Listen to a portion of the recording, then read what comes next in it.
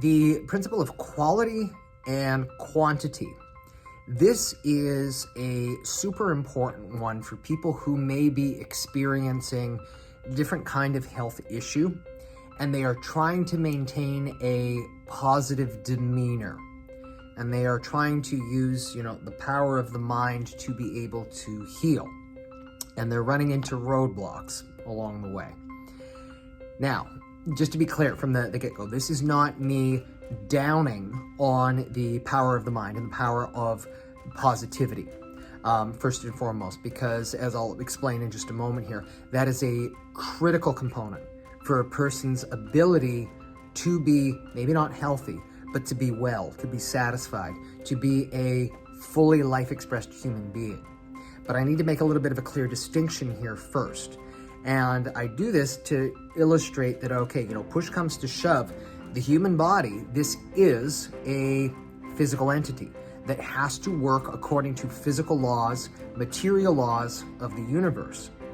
And so if you would, I challenge people, somewhat cheekily, mind you, would be, okay, use your positivity, please, to turn on and off a light switch. Because if it was simply a matter of mind over matter, then we should be able to accomplish these many things in terms of miracle healings all day, every day, psychokinesis, telekinesis, you get the idea, things like that. And so the fact that we are not able to reproduce that demonstrably every single time and reliably means that, okay, there's a bit of a limitation there. So we need to make a bit of a distinction between the two here first, okay? So I'm going to say first, quantity.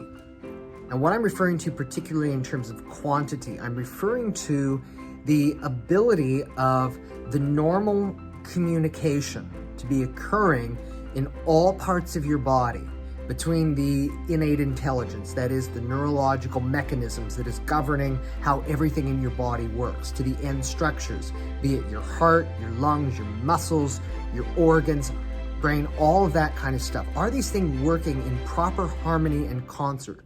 Or is there some reason, something that is actually producing a blockage of some kind? And in particular, what we're referring to is a physical blockage.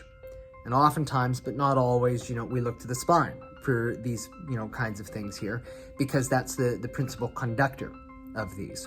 And so what my point here is that if a person should happen to have some kind of a blockage to quantity flow, so as opposed to getting 100% of the proper messages through, say they're only getting 80, they can have all the positivity in the world, and they can be doing all of the other right stuff. They exercise right, they sleep well, their nutrition's good, they don't have much stress, but things are not as good as they could be.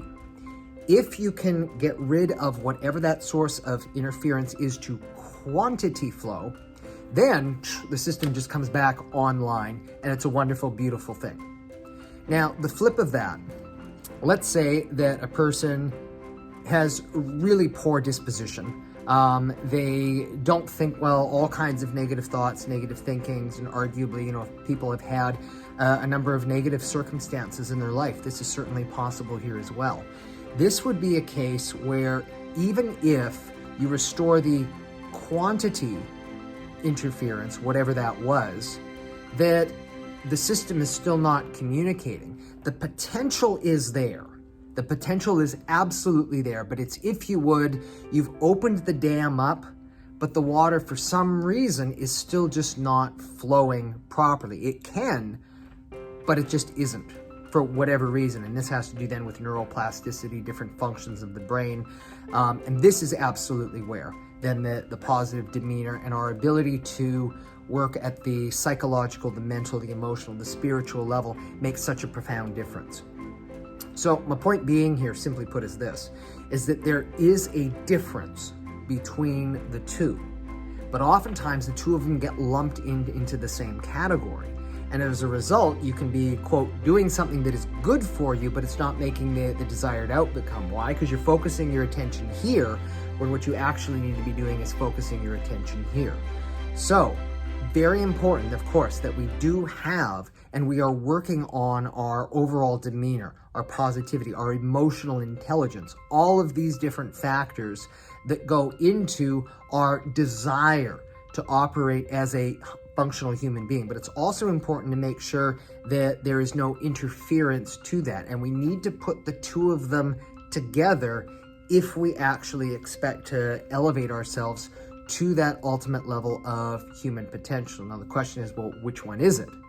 And it can be a combination of both, absolutely. And that's a bit of a process of individual discovery there, and a lot of different layers, stacked on top of it.